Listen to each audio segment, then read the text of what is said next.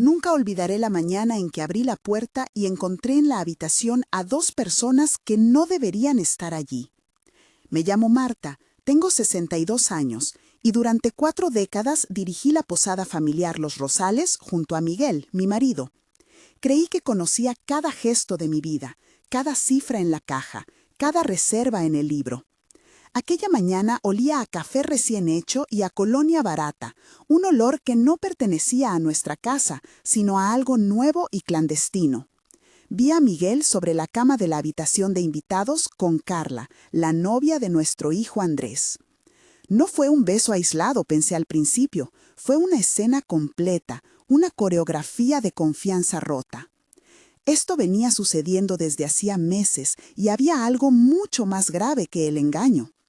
Antes de seguir, suscríbete al canal y cuéntame en los comentarios desde dónde me lees, porque estas historias conectan a personas reales que necesitan apoyo. En los próximos minutos voy a contar cómo descubrimos pruebas, qué documentos aparecieron, cómo actuamos con el abogado y la policía y qué significó todo para el legado de la posada. Lo que estaba en juego era más que un matrimonio, era la vida que habíamos construido con trabajo, rosales y largas temporadas de verano. Vuelve conmigo a esa mañana, describiré cada sonido, cada olor, cada movimiento, para que entiendas por qué lo que parecía un dolor privado terminó siendo un fraude público. La puerta entornada dejó filtrarse la luz de la cortina de encaje y el zumbido lejano de la nevera de la cocina. Recuerdo el tacto frío del pomo en mi mano y el latido que subió al cuello. La habitación olía a jabón perfumado, a crema corporal y a café derramado en una taza sobre la mesita. En el borde de la cama, un teléfono vibró con un mensaje sin leer. Miguel levantó la cabeza, sus ojos se llenaron de culpa y de sorpresa a la vez, y Carla intentó incorporarse con una prisa que la delató. Sentí la madera del marco bajo las uñas al sostenerme. Pregunté qué pasaba y en lugar de responder pidieron perdón atropelladamente, como si las palabras fueran parches frágiles en un mueble roto. Andrés estaba en la cocina, apenas había llegado de madrugada de su trabajo en la fábrica y su madre vio la escena antes que él. La primera reacción fue incredulidad, la segunda fue un olor acre de humo viejo que sentí en la nariz y que asocié con la mentira prolongada. No podía pensar con claridad. Me senté en la butaca de la entrada y noté la rugosidad del tapizado, la presión del respaldo en mi espalda y el calor que dejaba la taza de café que había dejado sin beber. Esa imagen se me quedó clavada como una espina en el costado de la posada. Mi vida y la de la posada no habían sido fáciles. Mi backstory empieza en los primeros años, cuando abrí Los Rosales con mis padres y con Miguel. De joven, trabajé en hostelería, aprendí a planchar sábanas, a preparar desayunos con mermelada casera y a negociar con proveedores en lengua dura. Nuestra posada tenía 8 habitaciones, desayunador con vistas a un jardín de rosales y una pequeña biblioteca en la recepción. A lo largo de 35 años, transformamos un pequeño hostal en un lugar con clientela fiel que venía de toda la región. Hice sacrificios, renuncié a viajes, cuidé a mi madre enferma, pagué créditos personales y acepté reservas en temporada baja para mantener el nombre. Miguel era el encargado de la administración y las cuentas. Confié en él porque en las noches claras, cuando cerrábamos, solíamos sentarnos en la terraza a mirar las estrellas y hablar de la jubilación tranquila que nos esperaba. El negocio era nuestro legado, las llaves de cada habitación tenían una historia familiar y los rosales eran, para mí, la metáfora de lo que habíamos regado con paciencia. Creía que la familia estaba alineada con ese proyecto. Nuestro hijo Andrés pasó su adolescencia ayudando en la limpieza y aprendiendo la atención al huésped, y luego se fue a estudiar, pero volvió siempre los veranos para cubrir la recepción. Nunca imaginé que ese hilo de confianza se podía convertir en un cordel para atarnos a una mentira. Miguel tiene su propio backstory que no justifico pero que intento explicar. Creció en un pueblo cercano con dificultades económicas, trabajó desde joven y siempre sintió que merecía más de lo que la vida le ofrecía. Era orgulloso, con una vanidad que se disfrazaba de sentido práctico. Con los años, algunas decisiones le pesaron: inversiones fallidas, 2 préstamos para arreglos en la posada, un crédito personal que el banco renovaba cada año. Miguel empezó a recibir llamadas de acreedores cuando yo estaba en la feria de turismo, y hay que decirlo con claridad, la presión sobre él fue creciente. En su interior se fue alimentando la idea de que si no daba un golpe de suerte, la posada podría perderse. Aprendió a ocultar extractos de cuentas, a posponer la lectura de facturas y a minimizar transferencias que él consideraba necesarias. El encuentro con Carla no fue solo pasión, dijo después. Fue una mezcla de búsqueda de afecto y la convicción de que había que encontrar solución rápida a problemas que no sabía enfrentar en pareja. Carla, mucho más joven, trajo promesas de menudeo, un contacto con alguien que supuestamente quería invertir y la posibilidad de una salida inmediata. Esa necesidad y esa elección crearon una doble cara en Miguel: el compañero que atendía huéspedes y el gestor que ocultaba traslados y contratos sospechosos. Explicar su trayectoria no es justificarlo, pero ayuda a entender por qué creyó que podía torcer el rumbo sin contarme a mí. Tras la escena en la habitación, las sospechas crecieron. Empecé a revisar correos y mensajes en el viejo ordenador de la recepción porque algo en el gesto de Carla había parecido nervioso en exceso. Encontré mensajes borrados y conversaciones silenciosas entre Miguel y una cuenta anónima. No entendí todo de inmediato, pero sí identifiqué transferencias extrañas en el extracto del banco que Miguel guardaba en un cajón bajo llave. Hubo un momento de vértigo cuando hallé una copia de un contrato que no firmé, con mi nombre y mi firma falsificada, una cláusula que cedía la administración a un tercero a cambio de una suma que nunca llegó a la cuenta de la posada. Llamé a Andrés y tuvimos un diálogo que nos dejó a ambos sin aliento. Fue largo, fue áspero, y ahora reproduzco sus interacciones tal como las recuerdo para que veas la dinámica y el fondo de la situación. Andrés me dijo que no podía creerlo. Yo le pregunté cómo era posible y él me aseguró que había visto a Carla en la ciudad con documentos. Hubo reproches, pedidos de explicación y silencio. El intercambio tuvo muchas interrupciones. Cada línea llevaba un subtexto de desconfianza y dolor. Fue una conversación de 8 intercambios que cambió algo entre nosotros. Le pedí que no hablara con nadie hasta tener pruebas y él se quedó quieto, con las manos en los bolsillos, mirando al suelo.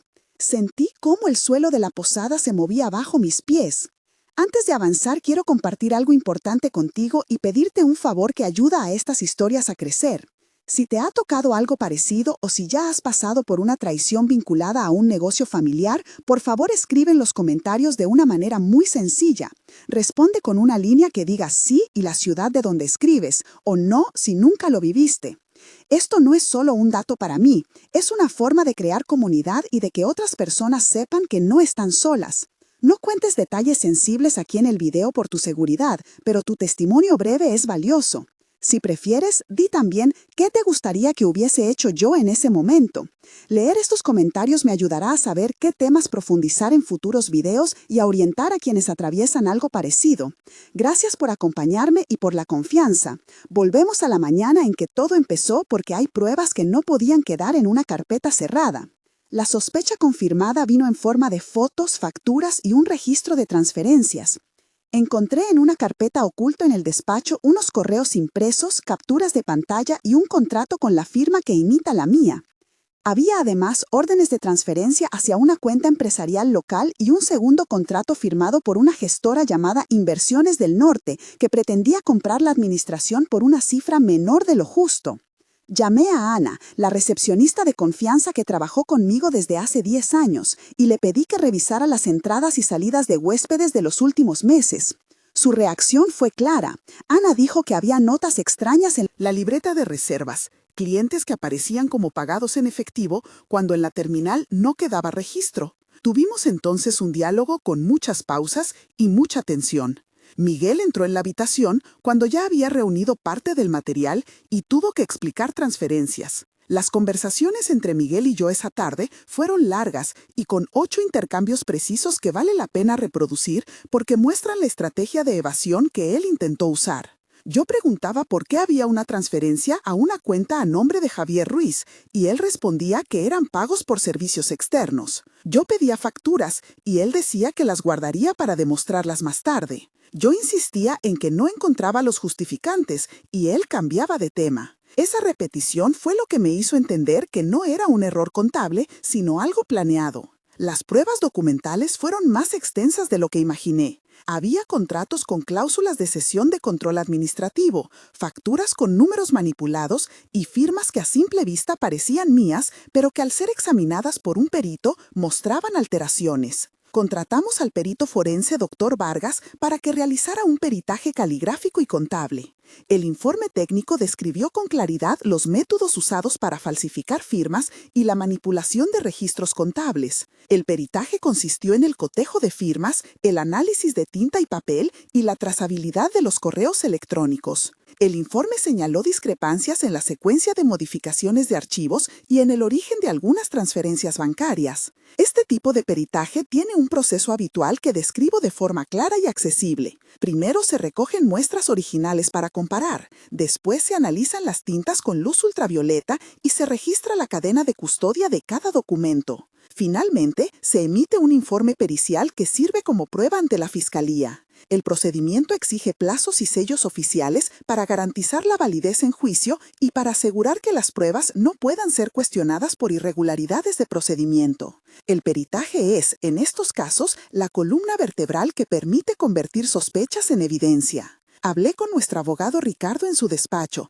y recuerdo cada detalle de esa conversación porque marcó el inicio de la estrategia legal. Ricardo explicó 3 vías posibles: la conciliación familiar con restitución privada de activos, la demanda civil por falsificación y la denuncia penal por estafa y apropiación indebida. Optamos por la vía penal con medidas cautelares para evitar que la administración de la posada cambiara de manos o que las cuentas se vaciaran. La medida cautelar significa pedir al juez que impida cualquier acto de disposición sobre los bienes hasta que se esclarezca la verdad y exige presentar indicios suficientes en un plazo limitado. Ricardo redactó la petición con la documentación del peritaje y las transferencias identificadas. Fue una conversación tensa de varias horas con 8 intercambios en los que discutimos riesgos y tiempos procesales. El abogado fue claro sobre los plazos aproximados. La Fiscalía puede tomar la investigación inicial entre 15 y 30 días y luego decidir si procede a apertura de investigación. También comentó sobre la posibilidad de medidas cautelares inmediatas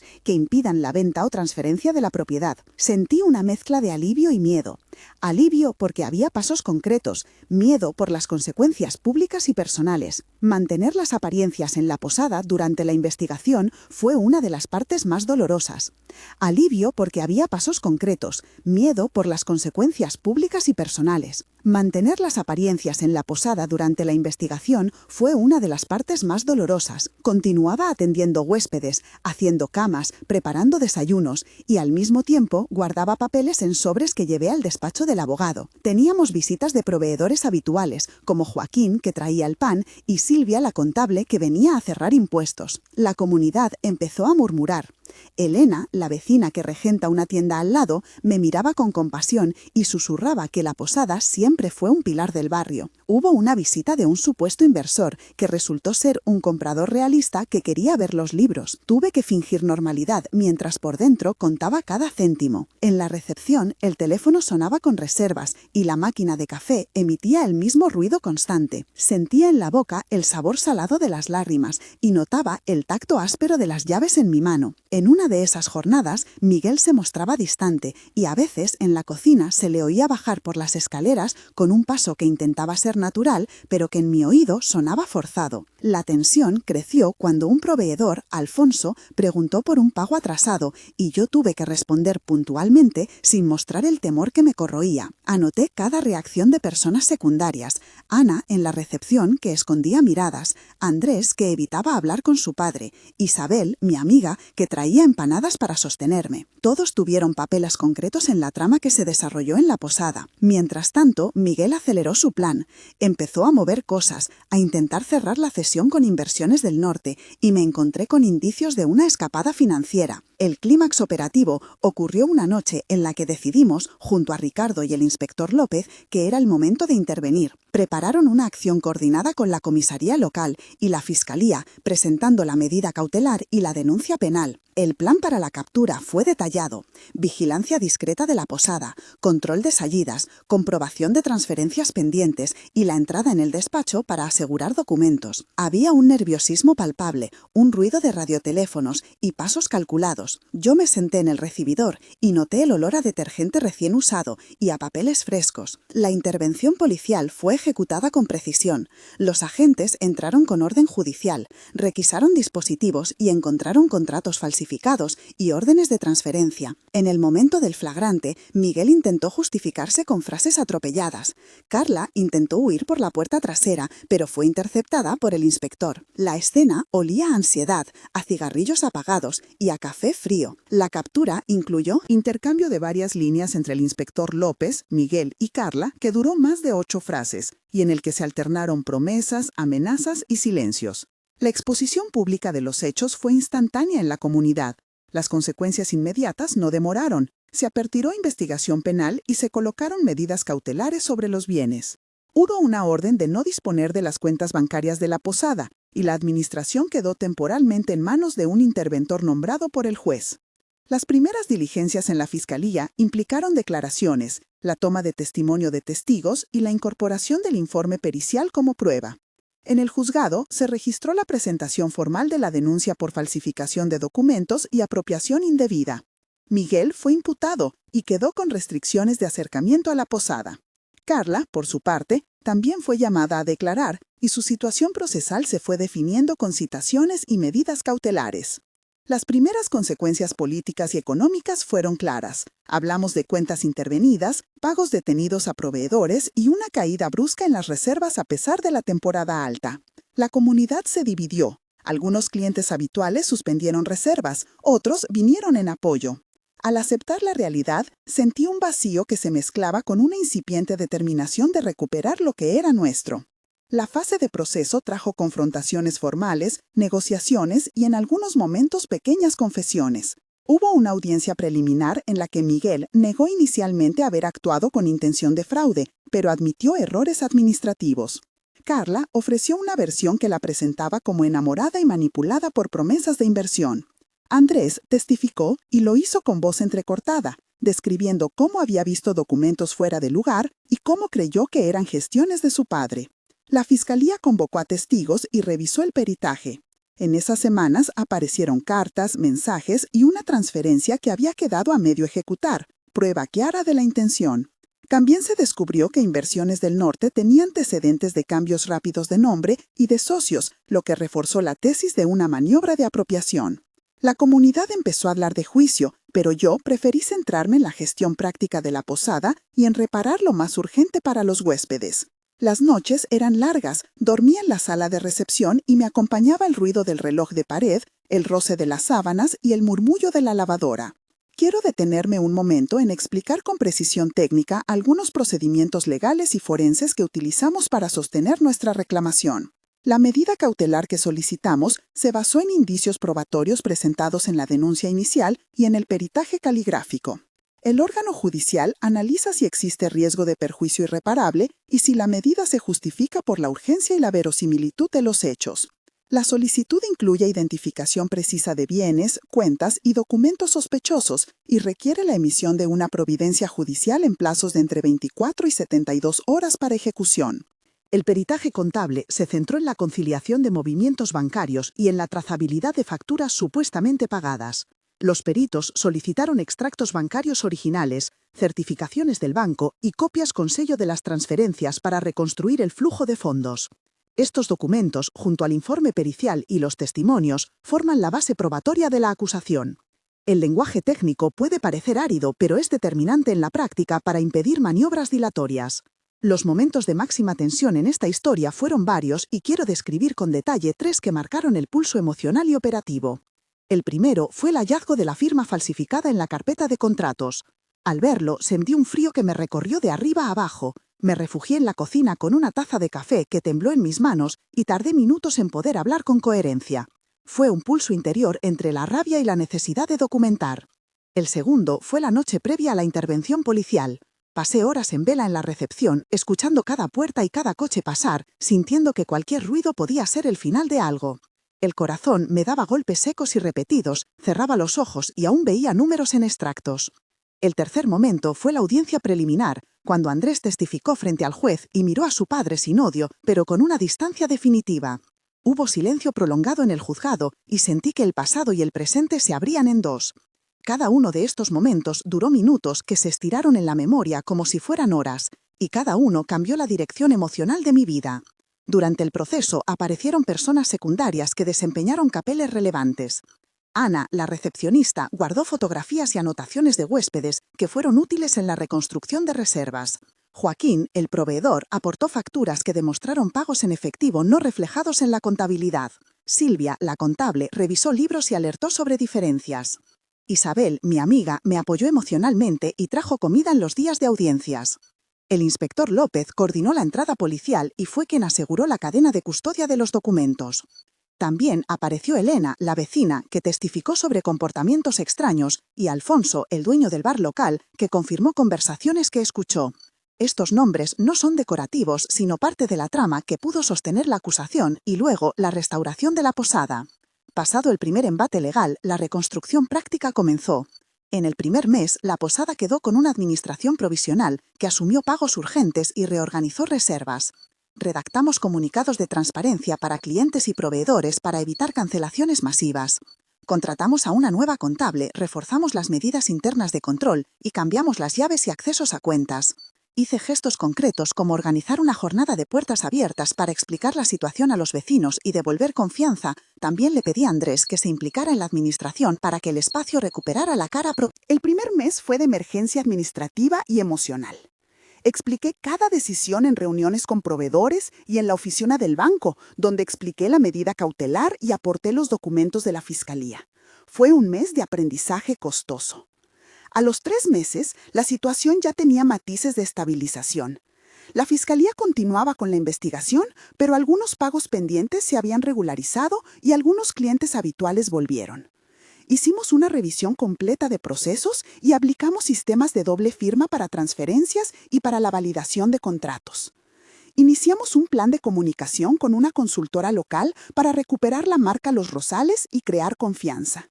Organizamos un ciclo de cenas temáticas con productores locales para reactivar reservas y mostrar la transparencia de la nueva administración. Andrés tomó responsabilidad en la recepción y empezó a traer ideas modernas para las reservas online que demostraron resultados. La comunidad se mostró en su mayoría solidaria y algunos vecinos ayudaron con recomendaciones. A nivel emocional, yo empecé a valorar mis límites y a entender que la posada podía vivir sin la sombra de quien la había intentado vender. A los 6 meses, la posada había recuperado gran parte de su actividad y el proceso judicial avanzaba hacia posibles acuerdos o juicios según la Fiscalía decidiera. Hicimos un balance financiero que mostró que se pudo salvar el negocio gracias a la intervención temprana y a la solidaridad de clientes y vecinos. Reforzamos contratos y neutralizamos la posibilidad de cesión sin mi firma y la del interventor judicial. Andrés y yo cerramos un plan de sucesión ordenado que incluía controles y revisiones anuales y una cláusula de administración conjunta.